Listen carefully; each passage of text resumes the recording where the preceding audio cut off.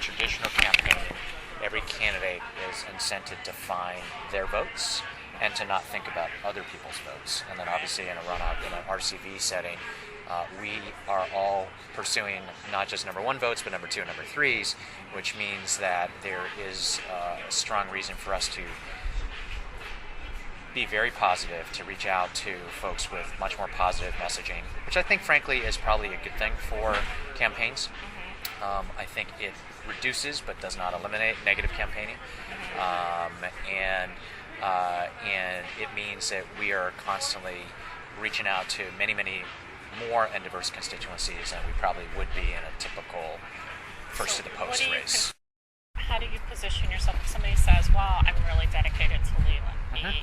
What do you say to them in terms of, because you obviously still need to capture that number two or number three position, so I'm always asking people for number twos and number threes, always, regardless of who their number one is.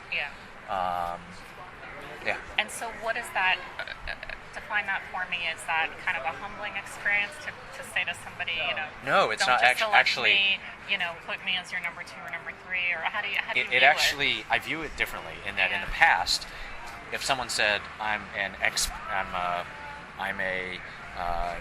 with you or whoever, I'm with Mike, I would say thank you for your time and not need to invest any more time. Now if they say I'm with Dennis, I'm with Leland, I'm with Bevan Dufty, I'm with Michaela Elliott-Pierre, I always say great, appreciate it, but as you probably know, you have two other votes and I hope to get one of those votes, and here's why I hope to be one of your three votes. So that's always part of the candidate interaction. It makes the campaigning experience from the voter standpoint much more positive, because if there's an undecided voter in the past, it would be about trying to get them to vote for you. So please vote for me as opposed to not voting for someone else.